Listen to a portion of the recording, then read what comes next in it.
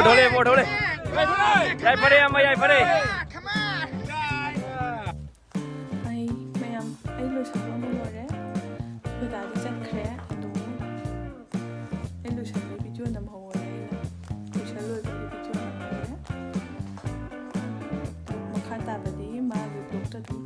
Ai di ma gi video dam yeng sai di dam ba hite. Chino mayam view je. Luong phom je. Sida hongda lai re. Sida pa lai view phajaba.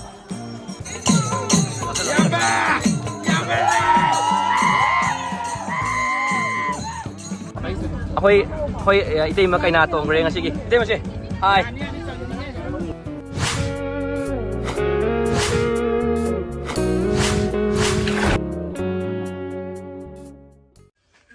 Hi guys, welcome back to my channel again. Adom yang vlog sidi hikap store. Luhong may vlog ni ko.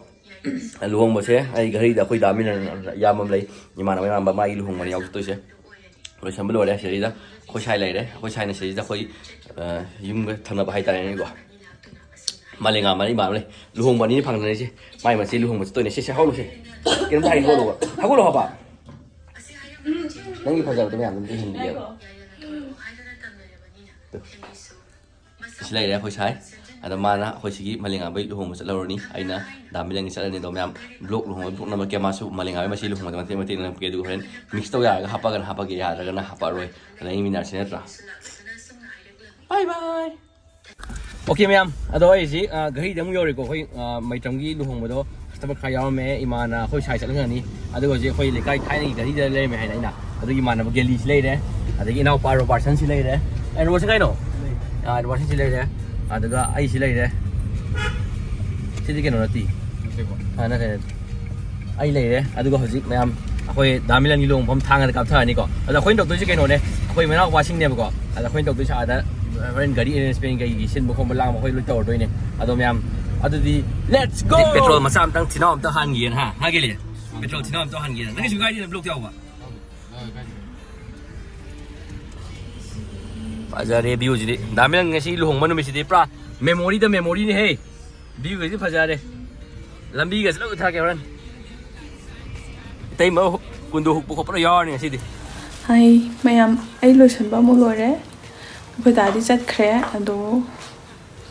Ai lo sabwa video nam hawore ai na.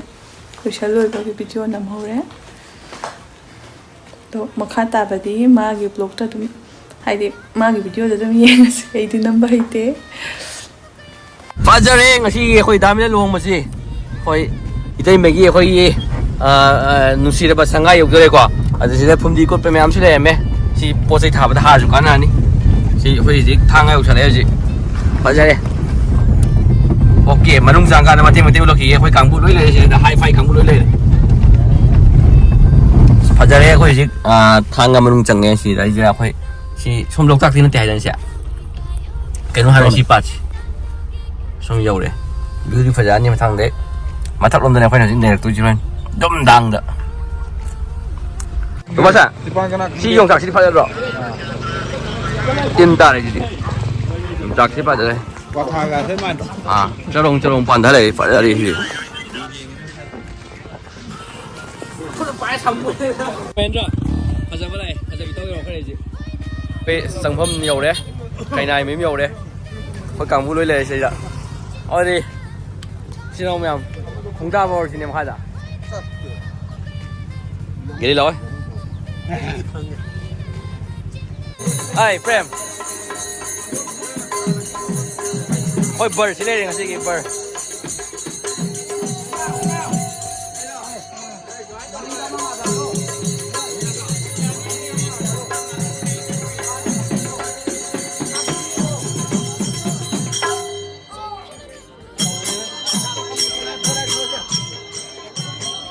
Burger more fresh na tapi sana lagi. Dami na. More fresh na. Sino may view je. Luong phom je. Sida hongda lai de. Sida pa lai view pha ja ba. Sine di mai ta de. Hai ngai ta da chan jet ka jong. Sila luhong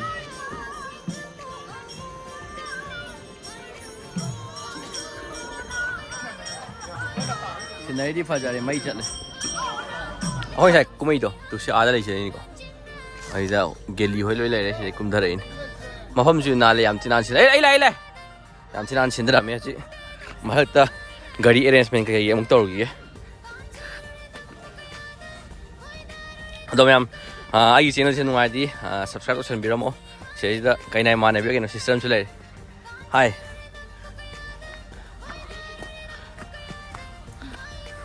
Palem ka bangam rawa. Kem to stiar yaw de ngai ani da.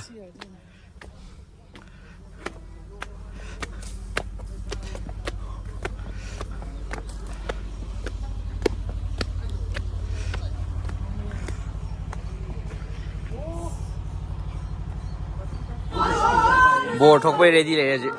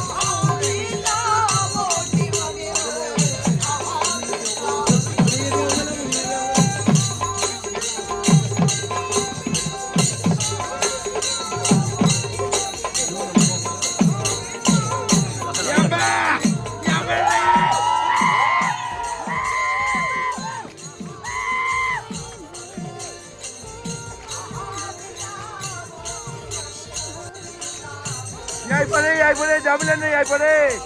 L Sunita ka Milan Ng yai pare.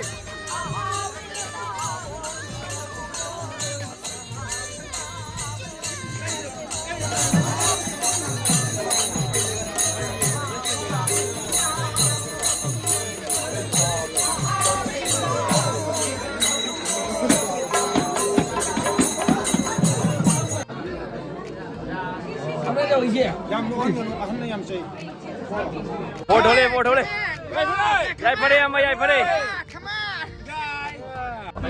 Hoi itay ma kay nato ang nga sige. Itay ma si. Hi. Kasi ada vlog thena ni. Okay guys, so ji hoi luồng mới rồi cái nào bồ đối hành ghé khôi arrangement cái Gelly Robertson ai khôi hung tụng mình là đấy thôi lấy có Jackson em kêu mà là gì mà đem mình tụng nghe khôi hung mà chỉ tụng thôi này chứ giờ đi xuống ngoài đi khai đây mà khát tao lúc mình này xem lúc rồi thì xin lúc rồi bên tê mà khát tao lúc trai bị thằng bị lôi lên nó thân nó già vẫn rồi hay gì ok rồi gì cho nó xem